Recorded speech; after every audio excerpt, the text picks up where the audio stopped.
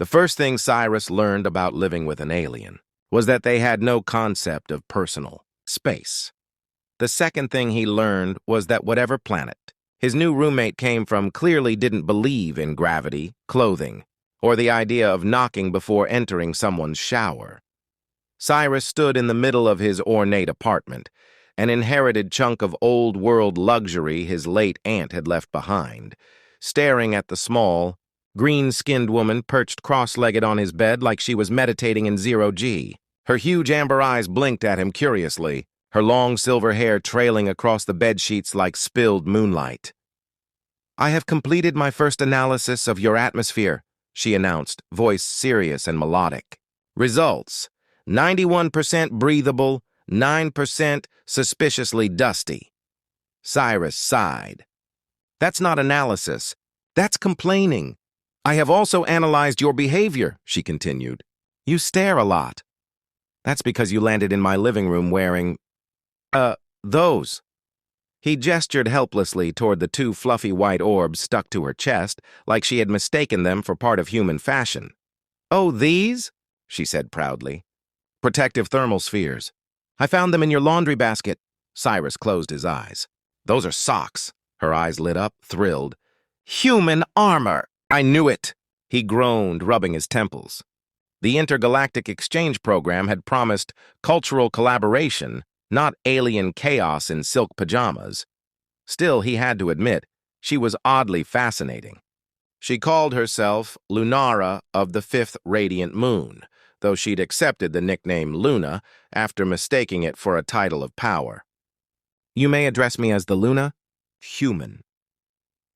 Cyrus wasn't sure why she'd picked his apartment for her cultural experiment, but after one government visit and a non-disclosure agreement the size of a dictionary, he didn't have much choice. Now he had an alien roommate who spent her mornings dismantling his toaster. "It makes fire for food." And her nights interrogating his goldfish. "What is your function? Aquatic citizen?" Tonight, however, she'd outdone herself. He'd returned home from work to find Luna sitting on his bed, surrounded by wires, test tubes, and what looked suspiciously like his espresso machine. "Don't tell me," he muttered. "You're experimenting again." She looked up, eyes wide and innocent. "Affirmative. I am testing human mating rituals." Cyrus nearly choked on his own lungs. What? Who gave you permission to—" "Relax," she said breezily. "No actual humans were harmed, yet." He stared at her. "What does yet mean?" She blinked slowly, then smiled, a mischievous little curve that told him she knew exactly how much she was messing with him. "I have read extensive literature," Luna said, holding up a stack of romantic novels she'd apparently downloaded. "According to your data sources, human bonding involves 3 steps: awkward tension, comedic misunderstanding, and eventual emotional meltdown." He couldn't argue with that. "So," she continued, "I created a controlled environment for step 1, awkward tension." She gestured around the room, candles, everywhere, and not even normal ones, scented, heart-shaped, some clearly stolen from the bathroom. Cyrus inhaled the overwhelming mix of lavender, vanilla, and mild panic. "You're experimenting with romance using aromatherapy?" "Precisely. Observe, chemical response engaged?" His pulse jumped. "You're insane." "Incorrect," she corrected cheerfully. "I'm curious." He wanted to be mad, but it was hard to stay angry when she looked so proud of herself, like a kid who'd built a volcano that accidentally set off a fire alarm. Then her ears twitched. "Your pupils are dilating. Fascinating." "That's because you're standing way too close," he muttered, stepping back. She tilted her head. "Humans retreat when interested. A complex species indeed. I'm not retreating, Forget it." Luna's smile widened, as if she'd discovered gravity just to toy with it. "Don't worry, Cyrus, I'll document everything carefully. By the end of this week, I'll understand human attraction completely. Please don't." "Oh, but I must," she said dramatically, clasping her hands. "The Federation expects results. And besides," her voice dropped to a teasing whisper, "you're a very promising specimen." Cyrus stared. That sounded so wrong. "That's your interpretation bias," she replied smoothly. He sat down, defeated. Fine, do your experiment. But if you blow up my kitchen again, you're buying the next microwave. Deal, she said instantly, extending a hand. Her skin was faintly cool, smooth like polished jade. He shook it, trying not to notice the spark of static or something eerily similar that passed between them. Interesting reaction, she murmured, peering at their joined hands. Emotional conductivity? Static electricity, he said quickly, pulling away. Denial noted. He threw his hands up. You're impossible! Impossible, she echoed, grinning. But delightful, he groaned, muttering under his breath as he left the room.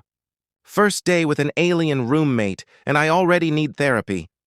Behind him, Luna tilted her head thoughtfully, scribbling on her holographic notepad. Subject exhibits high resistance, but promising potential for Phase 2. Comedic misunderstanding. She smiled, proud of her progress, while one of the candles tipped over and began smoldering on the carpet. Cyrus's shout came seconds later. Luna, why is my room on fire again? She blinked innocently. Emotional warmth detected. By morning, the apartment smelled like burnt wax and regret. Cyrus stood in the living room, hands on his hips, surveying the aftermath of Luna's Phase 1. Candles were everywhere. Some melted into the carpet. One had somehow fused to the ceiling fan like a wax chandelier of doom. He exhaled. Congratulations, Luna. You've scientifically proven that romance is a fire hazard. Luna floated in upside down from the hallway, literally floated, legs crossed, as if gravity was optional today. Correction. I proved humans react strongly to emotional stimuli. Your shouting volume increased by 327%. That's not an experiment, Cyrus said, snatching a dripping candle from the sofa. That's arson. Semantics, she said, twirling midair.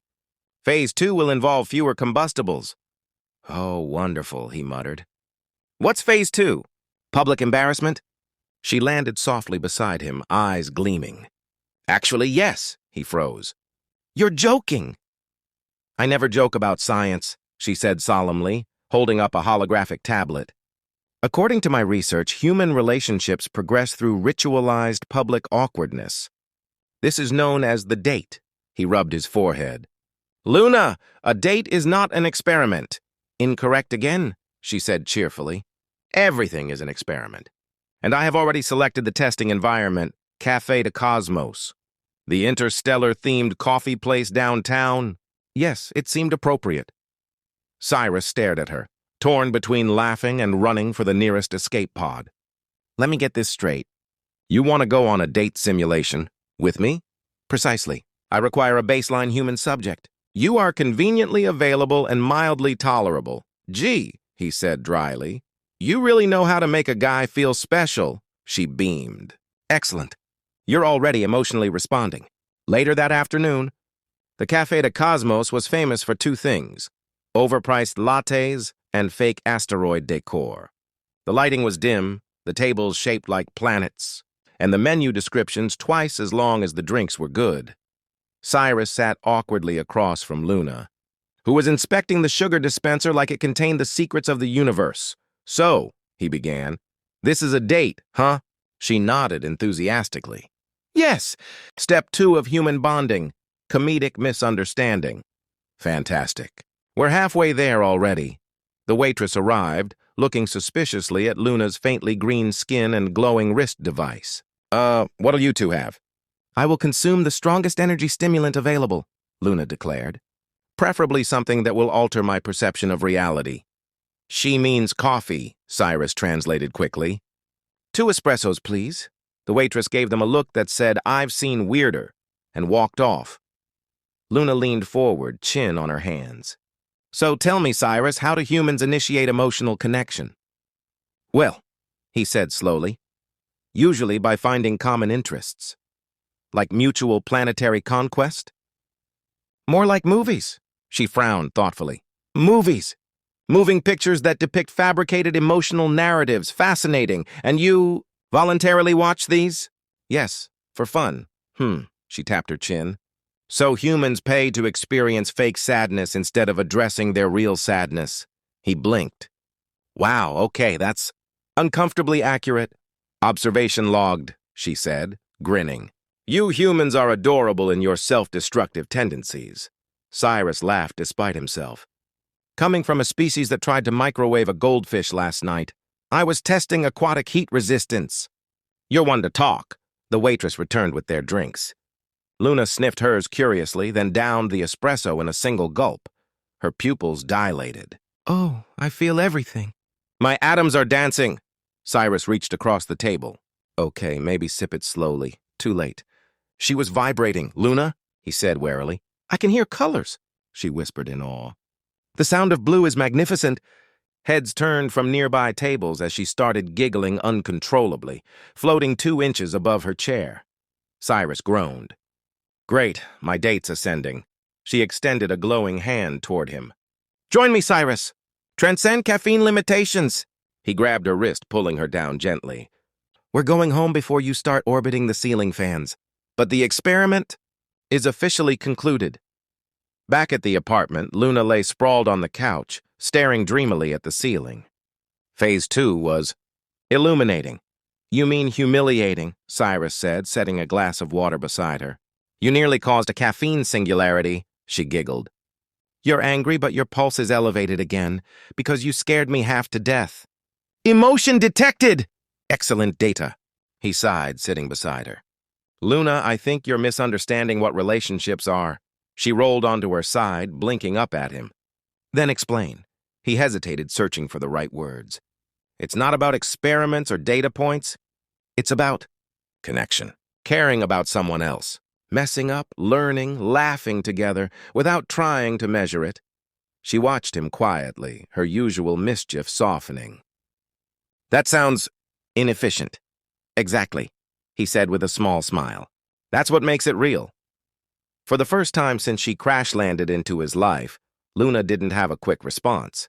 Instead, she reached out and poked his chest lightly. Your heart is noisy, she murmured. He chuckled. That's what happens when you hang around aliens who drink too much espresso. Perhaps, she said, smiling faintly, but I think it's a good kind of noise. Their eyes met, hers glowing faintly gold, his reflecting the lamplight. The moment stretched, warm and uncertain, balanced perfectly between affection and absurdity. Then, as if on cue, Luna's wrist device beeped loudly. She blinked and sat up. Phase 3 initiated. Oh no, he said, groaning. What now? Emotional meltdown. Cyrus buried his face in his hands. I should have seen that coming, she grinned. Don't worry, Cyrus. I'll collect sufficient emotional data for both of us. By the time Cyrus returned from work the next evening, he had 3 text alerts from his landlord, one from the city power grid and a final, terrifying message that simply read, Your roommate is glowing again. He opened the door cautiously. The apartment looked like a spaceship had exploded inside a romantic comedy. Strings of fairy lights blinked across every wall. A holographic projection hovered in the center of the living room, looping what appeared to be a slideshow of human couples crying, hugging, and kissing in slow motion. And there, in the middle of it all, stood Luna, eyes bright, hair floating like static silk, wrapped in one of his bathrobes. Welcome to Phase 3, she announced. Cyrus dropped his bag. Oh, wonderful. Emotional meltdown night. Correct, she said proudly. I am replicating peak human chaos. Observe. She pointed to the projection, which abruptly switched from a romantic movie clip to a scene from a soap opera, complete with overdramatic lightning and a man shouting, You never loved me, Miranda. Luna? Cyrus pinched the bridge of his nose. You do realize those are actors? Yes.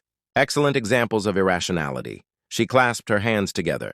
To understand emotional collapse, I must experience jealousy, heartbreak, and confusion. Please participate. Participate how? He asked suspiciously. Be unreasonably charming to another female so I can simulate jealousy. He blinked. You want me to flirt with someone to make you mad? Exactly, she said brightly. Science demands suffering. He stared at her for a long moment. You need better hobbies. She tilted her head. You're refusing in the name of self-preservation. Understandable. I'll improvise. He didn't like the sound of that. 15 minutes later, Cyrus discovered what improvise meant. Luna had hacked his phone and changed his dating app profile. He looked down at the screen in horror. His new bio read, "Human male, emotionally complex, enjoys feeding aliens coffee and setting things on fire accidentally." "Luna!" he shouted. She peeked out from behind the couch, clearly proud. "I optimized it for attention." "Oh, it'll get attention all right." "From the government." Before he could stop her, his phone pinged. "New match, Kayla, 29. "Who's Kayla?" Luna asked, peering at the screen. "She has very symmetrical eyebrows." "She's none of your business." "Delete it!" But Luna's eyes were already glowing again, literally. "Perfect. I can observe real-time jealousy responses. Proceed with flirting."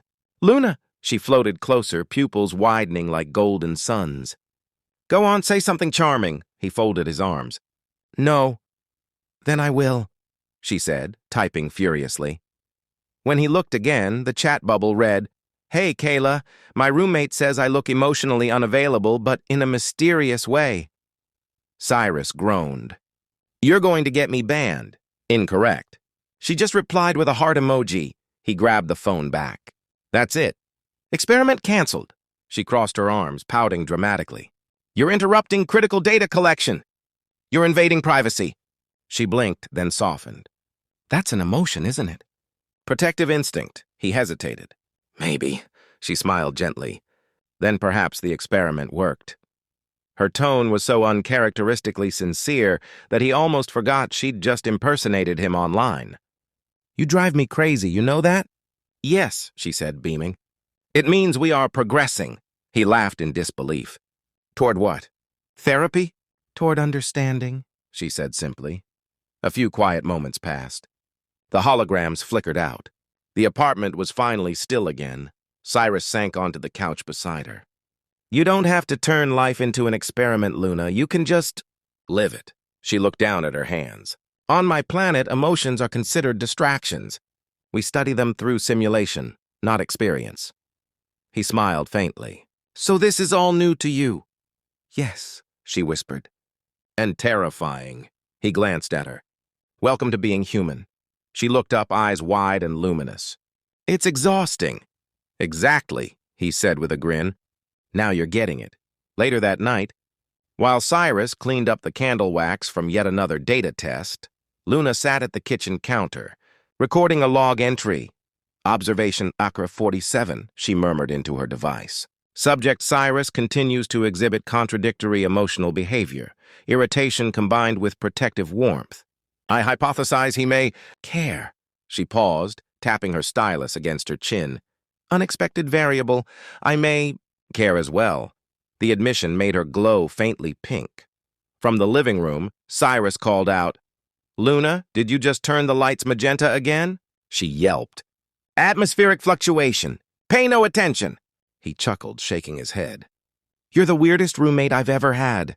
"Compliment accepted," she called back, smiling to herself. For the first time since she'd landed on Earth, Luna didn't feel like an outsider observing a strange species. She felt involved, maybe even attached. Her device beeped softly. Phase 3, emotional meltdown achieved. Then, below it, a new line appeared. Phase 4, unknown variable, to be discovered. She looked toward the couch where Cyrus had fallen asleep. Arm draped over his eyes, a faint smile on his face.